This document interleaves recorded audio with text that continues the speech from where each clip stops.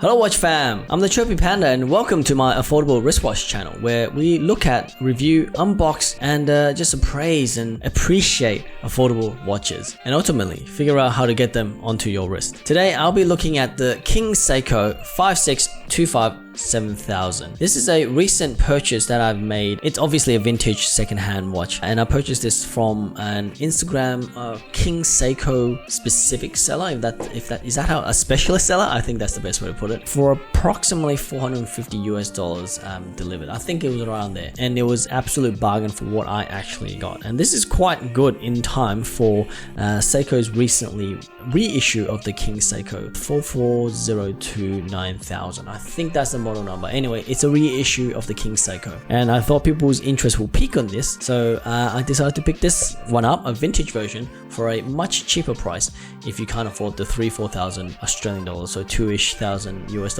for the King Seiko reissue. So let's jump into a quick intro of what King Seiko is, how they came to be, and then flip the camera around and do a quick unboxing, well not unboxing, but a quick first impression, because I haven't gotten this too long ago and I've only used it a little bit, so not a full review by any means.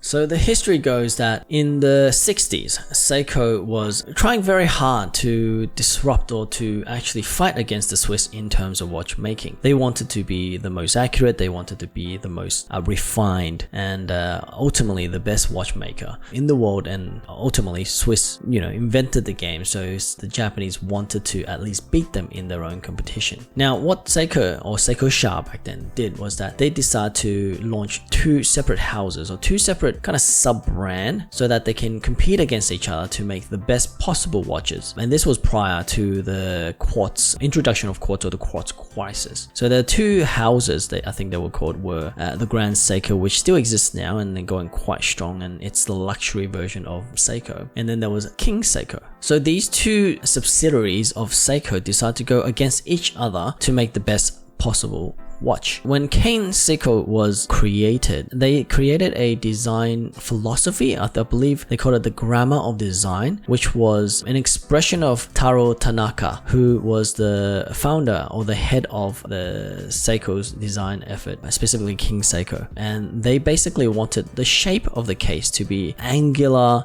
the sharp lines, I think faceted lugs, and also having mirror polish surfaces, so which is now called in Seiko Zaratsu polishing. So that's where the design style and the look of King Seiko came from. Now ultimately King Seiko did not win the race between, I guess, the fight against Grand Seiko. Having said that, King Seiko is still a very sought after subsidiary or sub-brand or a product, I guess, from the Seiko line. So now Seiko has acknowledged that King Seiko is such a memorable and historical brand. I believe that the first Seiko was using a King Seiko, I believe 44 caliber movement to make the Grand Seiko. So there is a huge contribution made by King Seiko. So the reissue recently, the King Seiko SJE083 reissue, is actually the very faithful recreation of the King Seiko reference 449990 reference. So yeah, that's a quick history. I mean, there is a lot more to it. I'm sure other YouTubers can give you a more in-depth view of how King Seiko and Grand Seiko went against each other. But let's just jump into the watch. Welcome back, guys. Now in front of me is my newly acquired vintage King Seiko. It is the 5625-7000, and this thing is quite a beauty. So I got it from Instagram, as I mentioned before, or Instagram I should say, an Instagram account, and I purchased it for I think $450 delivered to my address. And it is a, I guess, specifically unpolished case. However, the seller did mention that the dial has been refurbished, or it's not redialed, it's just that I think they kind of cleaned it up or maybe painted over certain imperfections. So that's why it's so, I guess, pretty looking for such an old watch. This watch, I think it was dated circa 1969 or 1970, and it is an old watch. The good news is that I purposely purchased this because it still has the gold King Seiko medallion at the back, which is in very, very good condition, as you can probably see from these angles. So just to run over some of the specs, I've got my trusty digital caliper with me. Let's turn it on, make sure it's 0. It is a very small watch, so the diameter is 30, let's say 36. I think on paper it's supposed to be 36. The thickness is 9.5. Wow, that is a thin watch. I'll get into the movement soon, but it is not automatic, so that might be why it's so thin. Let's do lug width first. 18mm lug width, and lug to lug would be extremely thin at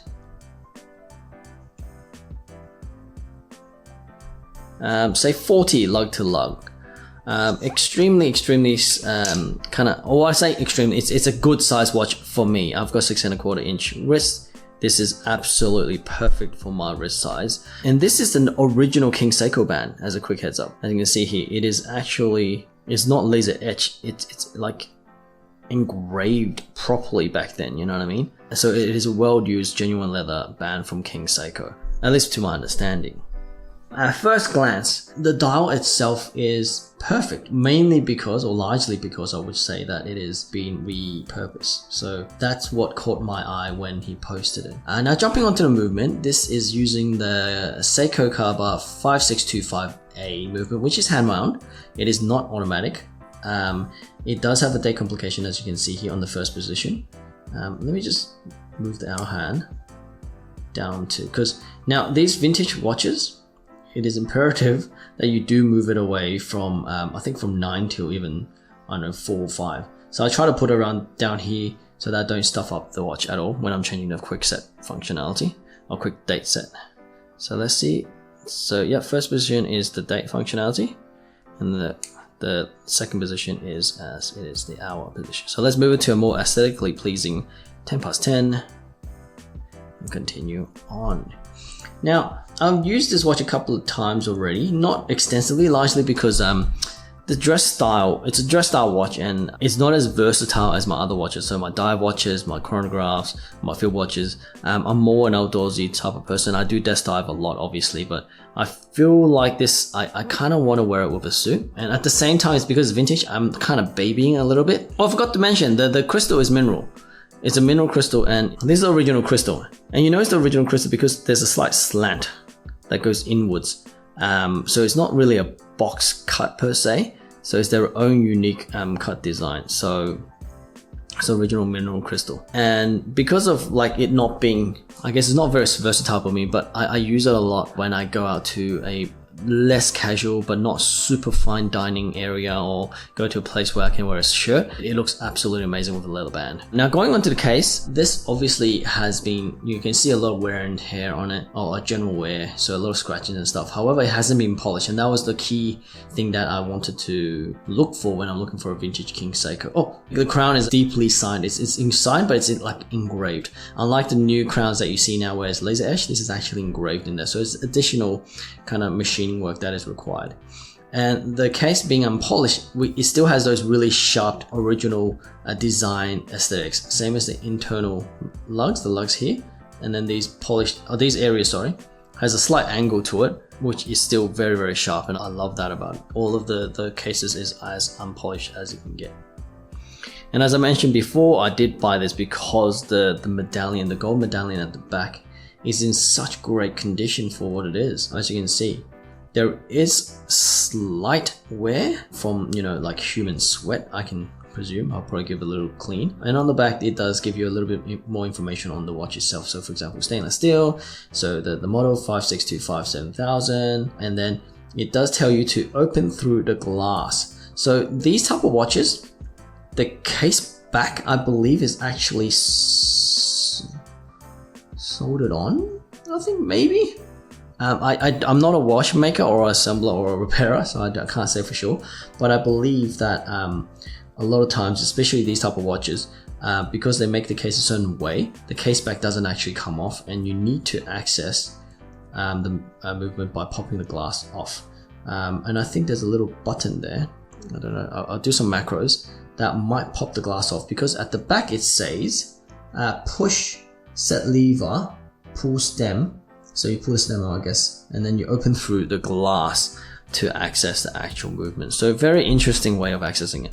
I will never ever open this myself. This has been serviced already, so it was ready to wear, and it was extremely well priced for me to move forward. I guess this is more so just a quick look at the King Seiko that I purchased. It's not a review because I haven't worn it enough to understand, you know, everything about it, and I need to look deeper into the actual movement, the 5625 caliber 5625 movement, which obviously was part of the time when King Seiko and Grand Seiko was kind of going head to head to see who would win, and obviously Grand Seiko prevailed. And this comes at a good time because Seiko just recently reissued the King Seiko 44,900, I believe it was, 9,000, 4402-9000.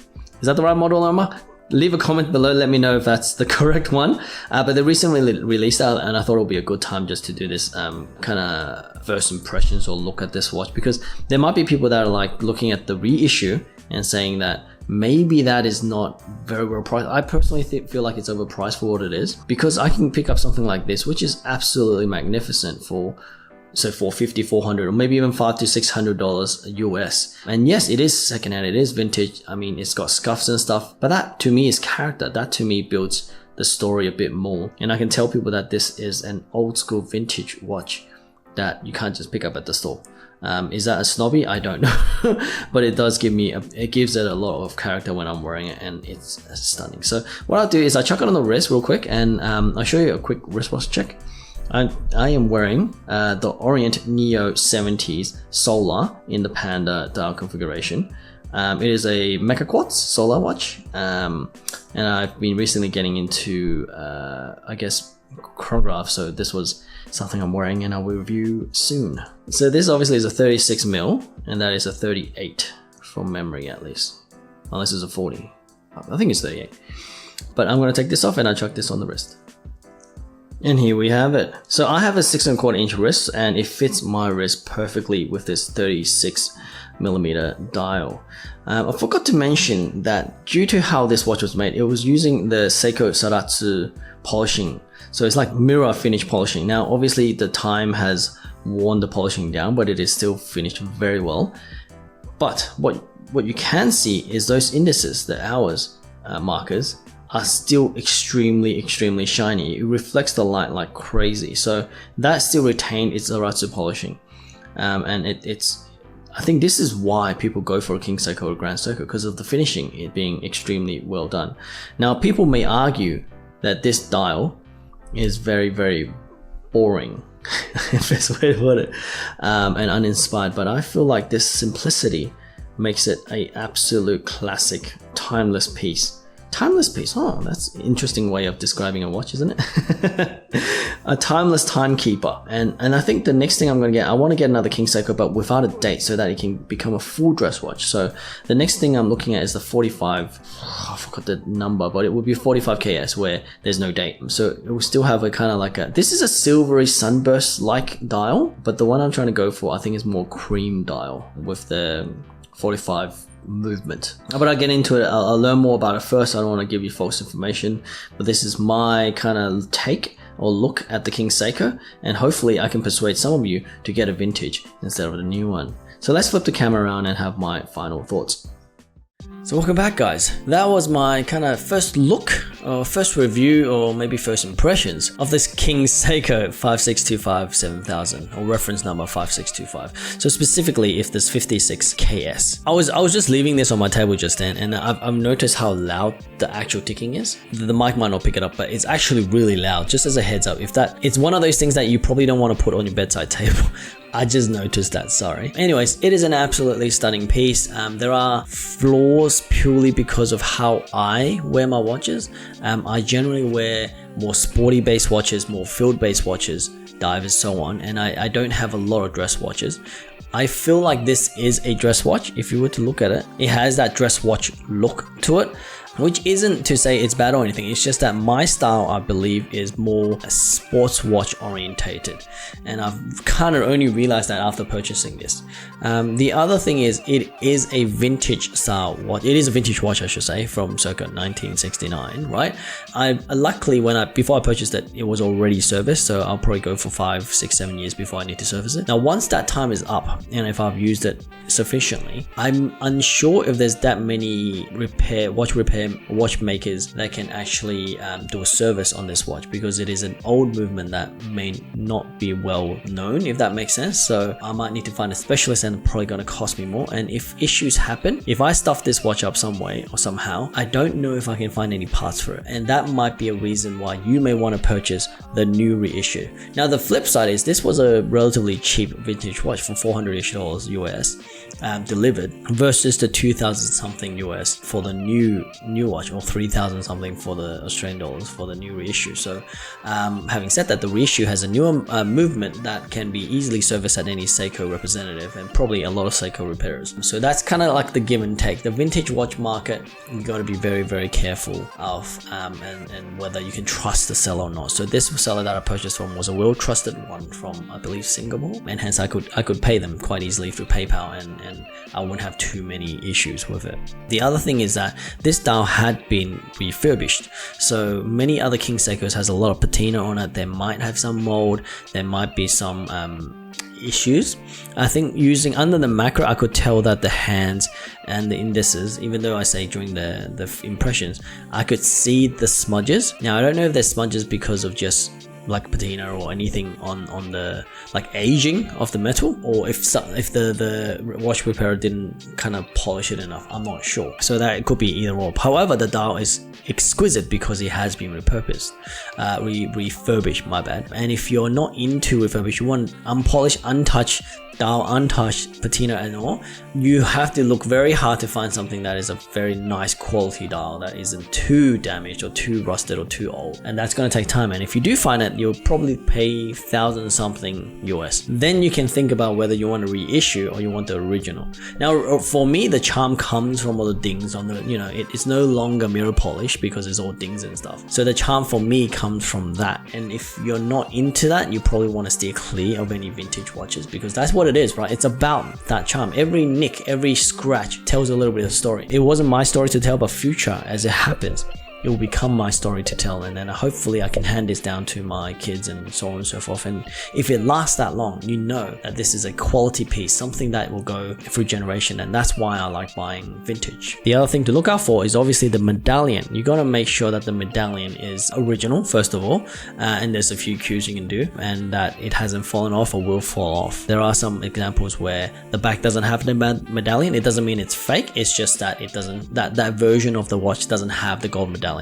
I personally wanted to get the gold medallion because that feels like the vintage style that it was, and it gives me the feeling that this is the the original intended look from King Seiko specifically. I might actually do another video where what I had to look out for when buying the vintage King Seiko. I think there are other videos, but I'll just add to the pile to see what my personal experience and how maybe you can learn from any mistakes that I might have fallen through. But anyways, if you like that video, if you like my King Seiko, please consider liking the video. It does help get the algorithm, pushing this video up slightly so that people can learn more about King Seiko. And leave a comment, tell me if you purchased a King Seiko, do you know any dealers that you trust that you can leave down below that and people can find out about, because it's actually quite hard to find a trusted King Seiko seller that are willing to ship to where you are and willing to take your form of payment. So luckily I was able to find someone that will ship to Australia. I'll leave their link down below so that you can find out whether they can sell to you. He's posting stuff every second day, so you'd probably be able to pick something up for like $500-600 US, a good quality one without any polishing. There are sometimes that the cases are polished and I don't like that. I want the edges to be sharp as possible as per the original grammar of design. So that's what I'll go for. And yeah, so if you haven't already subscribed, consider subscribing. I do a lot of these unboxing reviews, first impressions, and figure out how I can get those watches to your wrist. And I think that's it. That's it, guys. You guys have been amazing. I'm the Chirpy Panda, and I'll catch you in the next one. Peace.